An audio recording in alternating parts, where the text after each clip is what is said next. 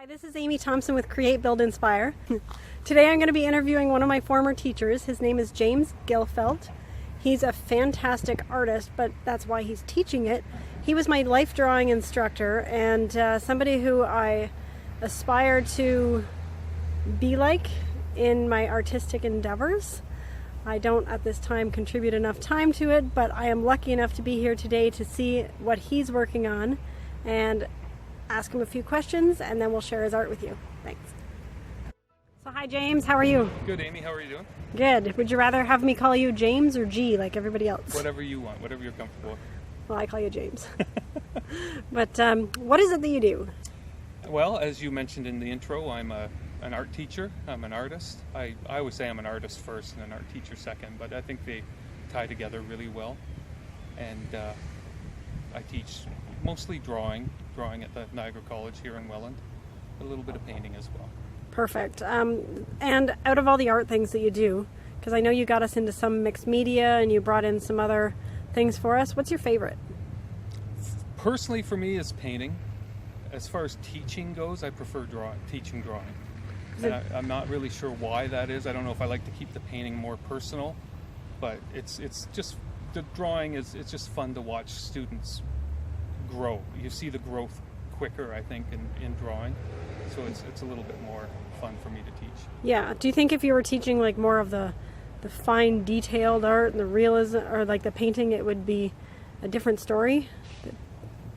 No, because I'm not that type of painter myself. So I think students want to be that. They want to create something highly realistic. And I prefer the abstraction and the expressionism and even a little bit of surrealism, but I love abstracting. So I try to get them the other way, and they want that more realistic edge. So. Well, I'm more like you because there have been very, very, very rare times that I've ever wanted to draw or paint something realistic. Yeah, well, I think that's a good thing. But yeah, perfect. I'm always like pushing the boundaries, and I got that a lot in your class. I had a really good time. Excellent. What is it that you see as your contribution through what you do to people and the planet? On the planet? People and the planet. Oh, however, and the planet. Whatever you're contributing.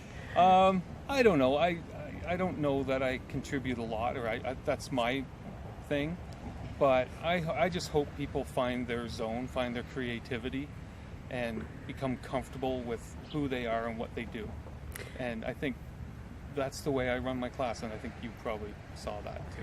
Yeah, I did see that. And if anybody could see my face on the other side of this camera, I was kind of like looking at James going, what? What do you mean you don't know how you contribute? I mean, look at all the things I got from you. So yeah, I picked up on the fact that it was okay to draw free-flowing, as well as I did learn the actual techniques of drawing in your class. And then I also loved the fact that you did exercises with us to flip things upside down, to think differently, to draw with different hands. You really stretched our thinking and had us collaborate on pictures together, combine styles, even switch papers with each other, which was, it was interesting. Like, it allowed me to let go of some of the attachment that I had to pieces of art, which is great. So I have a lot of art, but I don't have to keep everything. And that's the hardest thing for some people, is to not be attached to stuff. I used to do a thing where I'd have people draw for half an hour to an hour and then rip it up. But some people actually got angry over that, so I didn't want people getting angry, so I dropped that one out of the class time a little bit. But it's good for you. It's good for you to do that. It is. Something and just rip it up. Do you think they forgive you? Oh yeah. Yeah? Are you sure there's not something stored in their mental Hopefully closet? Not. Maybe we'll need a lockdown one day. I don't know. Perfect. If you were to share anything with people right now, like anybody watching this, what would you want to say? Don't be afraid. Don't be afraid to explore, to create, to make a mess, make a mistake. There's no mistakes. Those are just learning, happy accidents, as Bob Ross liked to say. Just chances to learn. So just go in and do it. Don't buy supplies and then leave them and say, I'm waiting for that one special piece. Use them. Paint, draw, create, sketchbooks, whatever it is. That's right. And if you want to get back into the flow, right now James is at Black Sheep every Wednesday, just for the summer, right? possibly through the school year. Possibly through the school year. But he's painting live. Yeah. So if you need some inspiration, you can come out and see James at the Black Sheep Lounge. Definitely. And this is the part in the video where I come around and I sit with you for a second.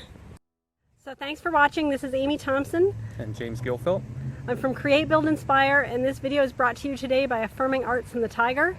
Be sure to stick around because James is going to be showing you live some of his painting.